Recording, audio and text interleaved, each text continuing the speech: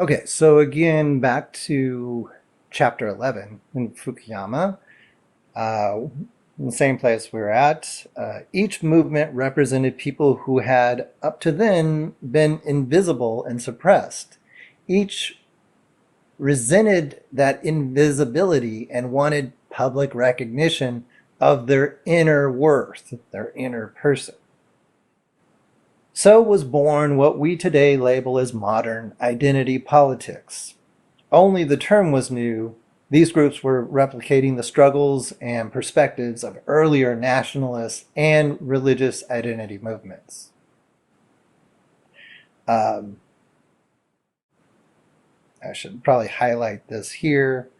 This is another thing that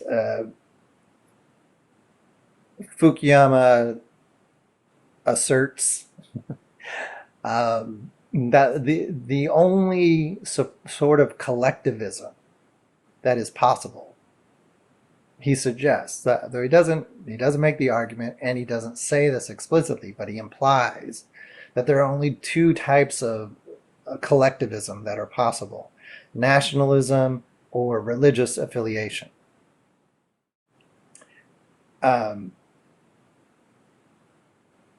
This is certainly insidious. For one thing, this totally, in the same sort of way that Fukuyama wants to say that courageous integrity, that type of thumos, isn't really a thing, just by kind of ignoring it and making it invisible. He kind of acknowledges at one point, but then he does a lot of work to try to cover it up.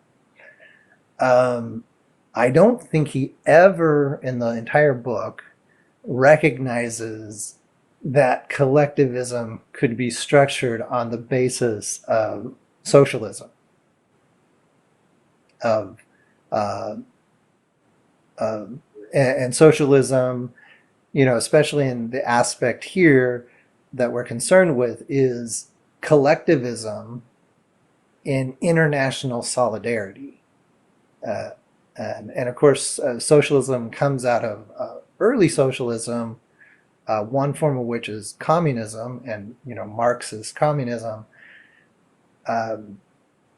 It's traditionally focused on solidarity among workers on an international basis, so not nationalistic, very much not nationalistic. And Fukuyama acts as if this doesn't exist. This is very problematic, and so my recommendation to flesh out what is problematic about this is to uh,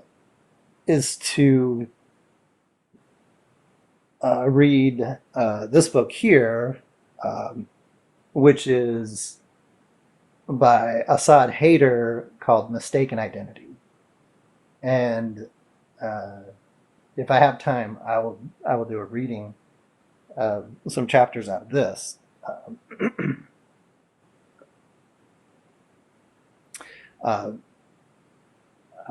Haider is a socialist and makes a very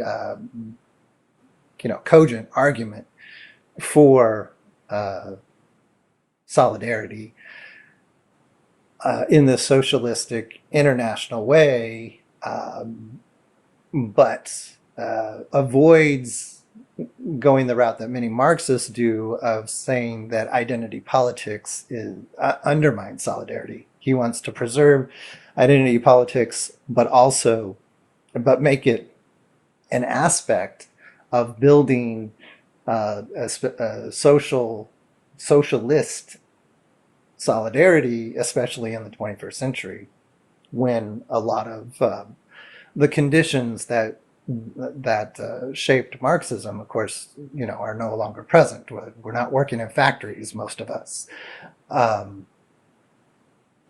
the West, of course. But Fukuyama just wants to disregard the socialist solidarity, and that's highly problematic. It really undercuts his whole analysis. Just makes it highly ideological. And so and then another thing that's going on here is that Fukuyama is the disciple, of Samuel Huntington, and Samuel Huntington says very similar things. There are points in the book where Fukuyama says that he disagrees with Huntington, but only on minor points. The implication, or what I take away from that, is that by and large he agrees with Huntington. Huntington was Fukuyama's dissertation advisor for his PhD, so they're close, and it appears to me, at least, that Fukuyama is very much still in the school of Huntington with his clash of civilizations, etc. And Huntington also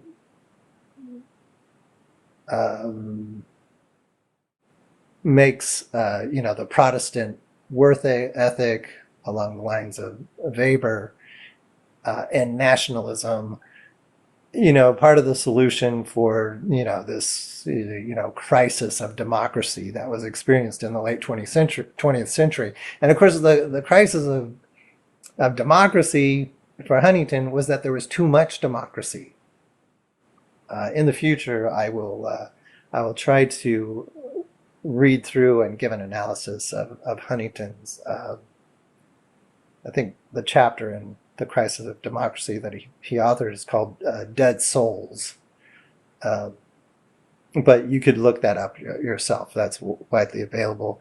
And it's a rather short work. And that's kind of some of the more traditional background to what Fukuyama is saying here, which, in my estimation, Huntington is an anti-democrat. He's a sort of Republican elitist, not the Republican Party, but like republicanism as a philosophy going back to Machiavelli.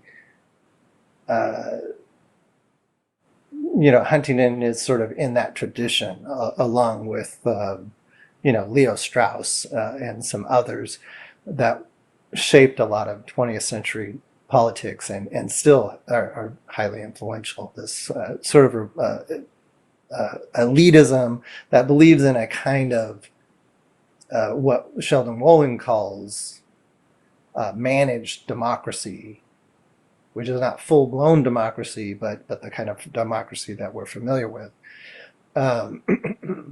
that relies a lot upon elite intellectuals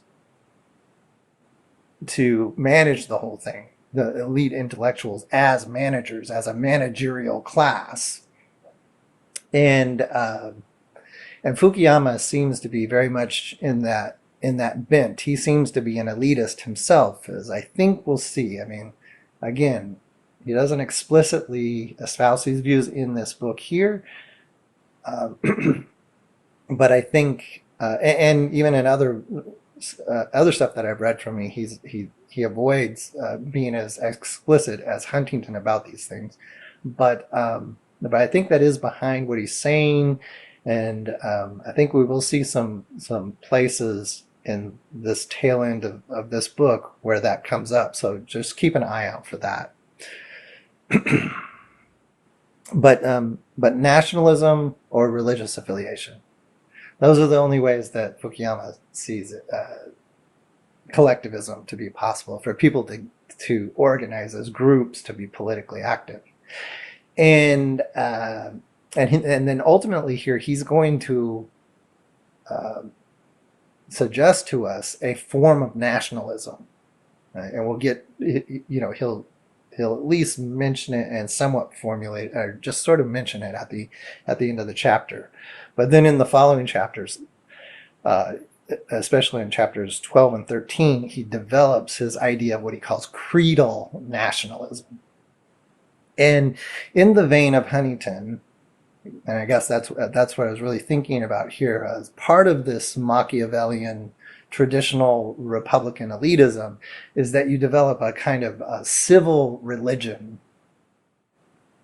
as a kind of ideological framework to reinforce nationalism. So there is a kind of appeal to religion that reinforces a certain kind of nationalism that believes in a managerial elite. And Fukuyama definitely is suggesting that Protestantism, that's why he's made such a big deal out of Martin Luther, is that, Martin Luther is the founder of Protestant Christianity. And in the Max Weber sort of vein, there's this idea that culture, the Protestant Christian culture of a kind of austerity, rugged individualism, etc., is part of what culturally supported capitalism, and also a kind of liberal democracy, as Fukuyama calls it, but is really kind of a Republican elitism. And Fukuyama is very much saying, this Protestant culture and nationalism need to be fused into what he calls creedal nationalism. And I want to say that make this clear here is that, I'm being critical of this, but this is very much in line with the so-called founding fathers of the United States. So Madison, Hamilton, Jefferson, this is what they formulated as a kind of Republican elitism. But, incorporating democracy to a larger degree than previous incarnations of that.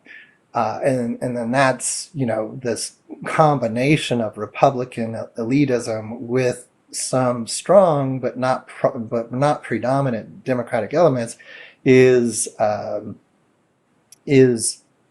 what sort of is characteristic about democracy as we know it in the United States, and as that kind of came to fruition in Europe, especially during the 20th century. So, and you'll see that Fukuyama is in favor of that kind of democracy, maybe not a full-blown democracy, but something like, we're kind of at an inflection point where it seems like we may be losing some of those democratic gains of the 20th century. Fukuyama is arguing that let's get back to that. Let's get back to a 20th century style, what he calls liberal democracy, what I call a kind of Republican elitist democracy, which is in some way kind of sounds like an oxymoron, but that's the way it's been. Okay, so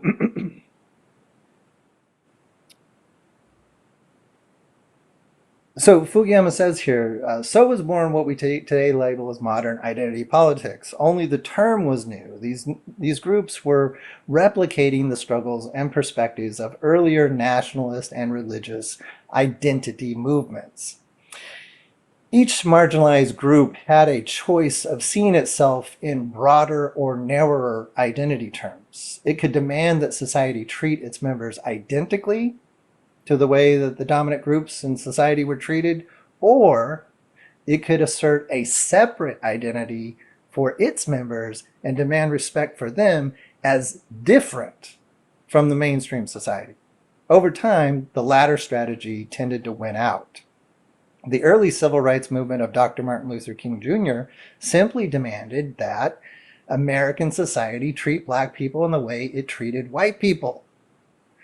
It didn't attack the norms and values that governed the way white people dealt with one another or demand that the country's basic democratic institutions change.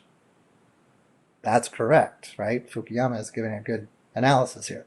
By the end of the 1960s, however, groups such as the Black Panthers or the Nation of Islam emerged that argued that Black people had their own traditions and consciousness. Black people needed to take pride in themselves for what they were and not for what the broader society wanted them to be. In the words of the poem written by William Holmes Borders Sr. and recited by the Reverend Jesse Jackson, quote, "I may be poor, but I am somebody." Again, it's like that "I am a man" placards that we saw in the pictures earlier. I want to just make a comment here. Lumping together the Black Panthers with the Nation of Islam is very problematic. The Black Panthers were not a nationalist movement in the way that the Nation of Islam was. And the Black Panthers have had a much more sophisticated and authentic form of identity politics that they developed that could fit in, that did fit in with a socialist internationalist solidarity that I was talking about earlier, and therefore is like by definition not nationalistic. And in fact, Hayter